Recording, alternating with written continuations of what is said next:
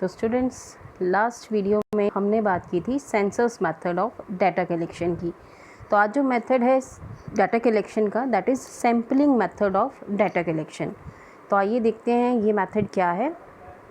देखिए, sampling method में क्या है, only some representative items of the population are selected. यानी पॉपुलेशन में से, पॉपुलेशन टर्म आपको याद होगा, population means all those items which we have taken under consideration for an statistical investigation.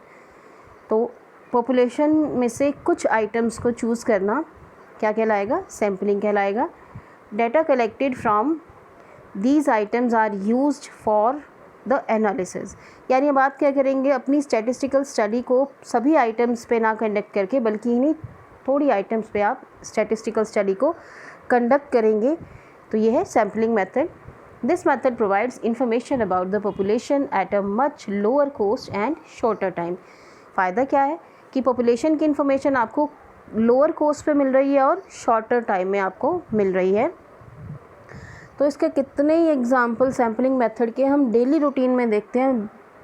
Example मान लीजिए, घर में सब्जी बन रही है, मान लीजिए मम्मी आलू की सब्ज़ी बना रही हैं, तो उसमें से क्या है, टाइम टू टाइम मम्मा क्या करती हैं, एक दो पोटैटोज़ को मैश करके देखती हैं। ठीक है, तो वो भी क्या है, सैम्पलिंग। यानी सभी पोटैटोज़ को मैश ना करके एक या दो पोटैटोज़ को लिया और वो क्या है कि उसको देखा, अगर वो पोटैटोज़ अगर मान लीजिए पक चुके हैं तो मम्मी क्या कंक्लूजन निकालती हैं कि बाकी सारे पोटैटोज़ भी पक चुके हैं। ठीक है, इसी तरह से कोई भी ग्रोसरी अगर आप ख़रीदने जाते हैं, मान लीजिए कोई दाल या चावल आप ख़रीदने गए हैं, तो हम क्या करते हैं, राइस के बैग में से थोड़े से दाने हम राइस के अपने हाथ पे रखते हैं और उसको जज करते हैं। ठीक है, अगर वो जो हमारे हाथ में जो भी चावल के दाने हैं, अगर उनकी क्वालिटी अच्छी है, तो हमारा कंक्लूज़न क्या होता है कि पूरे बैग में जितने भी राइस हैं वो सभी क्या हैं, अच्छी क्वालिटी के हैं। ठीक है, और इसका एग्जाम्पल फर्दर आपका क्वेश्चन पेपर, कोई भी टेस्ट अगर आपको मैम ने दिया है, ठीक है, या आपका एग्ज़ाम है, तो वो भी क्या है, सैम्पलिंग बेस्ड है, सैम्पलिंग मेथड है।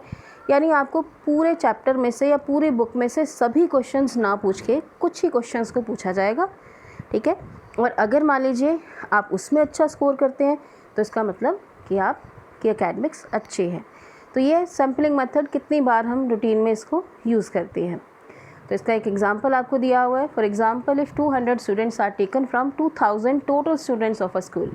कल हमने एग्जाम्पल लिया था कि 2000 अगर स्टूडेंट्स हैं एक स्कूल में, जिनके हमने मंथली एक्सपेंडिचर पे कोई इन्वेस्टिगेशन कंडक्ट करना है, तो अगर हम सभी को इंक्लूड करते हैं तो ये सेंसस मेथड है। लेकिन अगर हमने क्या किया, सिर्फ 200 स्टूडेंट्स को हमने स्टडी कंडक्ट किया, 200 स्टूडेंट्स हमने चूज़ किए, उन्हीं पे अपनी स्टडी को कंडक्ट किया, उन्हीं का मंथली एक्सपेंडिचर हमने जाना, उस पर हमने जो भी एनालिसिस करना है हमने वो किया, तो ये मेथड क्या है, that is known as sampling method. तो देखिए सूटेबल कहाँ ये मेथड देख लेते हैं। तो यहाँ देखिए, firstly the size of the population is very large. Population का साइज़ बहुत ज़्यादा बड़ा है, आपके लिए पॉसिबल नहीं है कि आप हर यूनिट को आप एग्ज़ामिन करें, तो वहाँ पे आप सैम्पलिंग मेथड को यूज़ कर सकते हैं। Second is high degree of accuracy is not needed. यानी आपको ज़्यादा एक्यूरेसी की नीड नहीं है। Intensive examination of diverse items is not required. यानी आपको इंटेंसिव डीप एग्जामिनेशन आपको नहीं चाहिए, वहाँ भी इस मेथड को आप यूज़ करेंगे। और next is different units are similar to each other. यानी जो यूनिट्स हैं किसी भी पॉपुलेशन की, यूनिवर्स की जो यूनिट्स हैं वो क्या है, सारी सिमिलर हैं। ओके, ये है इसकी सूटेबिलिटी। अब जानेंगे इसकी मेरिट्स को, क्या क्या फ़ायदे हमें होने वाले हैं इस मेथड को यूज़ करने से। First is economical. Obviously we have to conduct our investigation only on few items. कुछ ही आइटम्स को आपने चूज़ किया, उन पे आपने स्टडी को कंडक्ट किया। इकोनॉमिकल तो है ही है, आपका पैसा कम खर्च होने वाला है, टाइम भी सेव होगा ऑब्वियसली। आइडेंटिफिकेशन ऑफ एरर्स, क्योंकि आप थोड़ी सी आइटम्स को स्टडी कर रहे हो, मान लीजिए आप 2000 आइटम्स को नहीं स्टडी कर रहे, आप सिर्फ 200 आइटम्स को स्टडी कर रहे हो, तो ये क्या है कि उन 200 का आप शायद ज़्यादा अच्छे से एग्जामिनेशन कर पाएंगे। तो यानी यहाँ पे एरर्स की आइडेंटिफिकेशन होगी। एडमिनिस्ट्रेटिवली ये मेथड क्या है, कन्वीनियंट है, इसको एडमिनिस्ट्रेट करना कंपैरेटिवली ईजी है, क्योंकि आपको थोड़ी सी आइटम्स पे ही आपको स्टडी करना है। Next is suitable for large investigations. कोई बड़ी इन्वेस्टिगेशंस हैं वहाँ पे आप इसको कंडक्ट कर सकते हो। ग्रेटर स्कोप ज़्यादा है क्योंकि इसको आप हर जगह पे काफ़ी जगह पे आप इस मेथड को अप्लाई कर सकते हो। ये क्या है, साइंटिफिक अप्रोच है, ठीक है, क्योंकि इसमें जो मेथड्स हैं, जो सैंपल है वो साइंटिफिकली लिया जाएगा, ठीक है। और साथ ही क्या है कि जो रिज़ल्ट्स हैं वो क्या है, उनको आप वेरीफाई भी कर सकते हो। एक बार आपने कोई स्टडी कंडक्ट किया है तो उसके बाद दोबारा से भी आप उन रिज़ल्ट्स को वेरीफाई कर सकते हो। मेथड साइंटिफिक है। और इसके बाद डिटेल्ड इंक्वायरी है, यानी आप थोड़ी सी आइटम्स को ही स्टडी कर रहे हो, इन्वेस्टिगेट कर रहे हो, तो यहाँ पे आप क्या है कि डिटेल में जा कर के आप इंक्वायरी कर सकते हो, डिटेल में इंफॉर्मेशन आप कलेक्ट कर सकते हो। रिड्यूस्ड कॉस्ट, ऑब्वियस कि पैसा भी आपका, खर्चा भी आपका इस मेथड पे कम होने वाला है। तब जानिए इसकी डिमेरिट्स को। तो यहाँ देखिए, difficult to achieve 100% accuracy, possible ही नहीं है, क्योंकि आपने 2000 आइटम्स को नहीं स्टडी किया। किसको स्टडी किया? सिर्फ 200 आइटम्स को स्टडी किया, तो यानी आपको 100% एक्यूरेसी नहीं मिल पाएगी।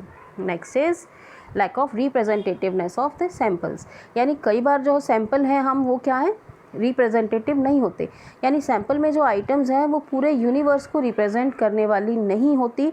तो इस केस में क्या होंगे, जो आपके रिजल्ट्स होंगे वो क्या होंगे, रिलायबल नहीं रहेंगे। बायस इन द सैम्पल सिलेक्शन, यानी जो इन्वेस्टिगेटर है वो क्या कर सकता है कि सैम्पल को सिलेक्ट करने में वो बायसनेस दिखा सकता है। अपनी मर्जी से कुछ आइटम्स हैं जिनको वो सैम्पल में इंक्लूड कर सकता है, चाहे वो पॉपुलेशन को रिप्रेजेंट कम भी करती हूँ, तो बायसनेस पॉसिबल है। Next is lack of specialised knowledge. तो देखो सैम्पलिंग के लिए क्या है, सैम्पलिंग अगर आप फर्दर आप स्टडी करोगे कि सैम्पलिंग के लिए डिफरेंट टेक्निक्स हैं, अलग अलग मेथड्स हैं, अलग अलग सिचुएशंस में अलग अलग ऑब्जेक्टिव्स के हिसाब से आपको अलग अलग मेथड सैम्पलिंग के यूज़ करने हैं।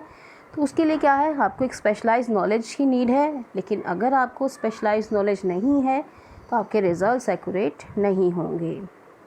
Not possible in case of heterogeneous population. तो अगर मान लीजिए आपका जो एरिया ऑफ स्टडी है उसमें जो डिफरेंट आइटम्स हैं वो डिफरेंट नेचर्स की हैं, हेट्रोजीनियस हैं, अलग अलग टाइप की आइटम्स हैं, तो वहाँ पे भी क्या है, ये मेथड पॉसिबल नहीं है। तो यहाँ पे रॉन्ग कंक्लूजन्स। तो अगर आपका सैंपल सही नहीं है, आपने सैंपल बहुत ज़्यादा छोटा ले लिया, या फिर आपने क्या किया, सैंपल में सही आइटम्स को इंक्लूड नहीं किया, तो आपके कंक्लूजन्स क्या हो सकते हैं, रॉन्ग भी हो सकते हैं। तब जानेंगे requisites of a good sample, यानी requirements of a good sample, क्या क्या चाहिए हमें एक अच्छे सैंपल में। फर्स्ट है रिप्रेजेंटेटिव। देखिए जो सैंपल आपने लिया है, आपने 200 आइटम्स सेलेक्ट किए हैं 2000 आइटम्स में से, 2000 आइटम्स में से, तो ये जो 200 आइटम्स आपने सिलेक्ट किए हैं they must be representative of the whole population. Adequacy, आपका सैंपल साइज़ में एडिक्वेट हो। बहुत ज़्यादा बड़ा सैंपल अगर आप ले लेते हो, मान लीजिए 2000 स्टूडेंट्स की बात है, 2000 में से अगर आपने 1000 स्टूडेंट्स को सैंपल में ले लिया, 1500 स्टूडेंट्स को आपने सैंपल में ले लिया, तो आपके मेथड की यूज़फुलनेस नहीं है। क्यों? क्योंकि आपको इतने लार्ज, आपका काम क्या है सैम्पलिंग का, कि आप अपने छोटा करना चाह रहे हो ना आप एरिया ऑफ स्टडी को, तो अगर आपने सैंपल ही बहुत ज़्यादा बड़ा ले लिया तो आपके लिए यूज़फुलनेस नहीं होगी। या फिर बहुत ज़्यादा छोटा सैंपल आपने ले लिया, आपने 2000 बच्चों में से सिर्फ 10 बच्चे जो सैंपल में सिलेक्ट किए हैं, तो भी आपकी स्टडी एडिक्वेट नहीं होगी। होमोजीनिटी, यानी जो आपने अगर मान लीजिए सैंपल्स अलग अलग लिए हैं, तो जो सारे जितने भी सैंपल्स आपने लिए हैं वो सारे होमोजीनियस होने चाहिए। Independence of selected sampling units, यानी हर आइटम्स जो है वो क्या होनी चाहिए, इंडिपेंडेंट होनी चाहिए। किसी भी आइटम को आप चुन सकते हो अपने सैंपल में, इस तरह से आपका सैंपल होना चाहिए। Matches the objectives of investigation, यानी आपका जो ऑब्जेक्टिव है इन्वेस्टिगेशन का, आपका सैंपल उससे मैचिंग होना चाहिए। यानी जो जिस भी ऑब्जेक्टिव से आप सैम्पलिंग कर रहे हो तो या स्टडी कर रहे हो, तो वो आपकी स्टडी आपके सैंपल से मैच करती हो, तो है इसकी adequacy. Okay, so today's method was sampling method of data collection. So subscribe the channel so that you may get the notifications of the coming videos soon. Thank you.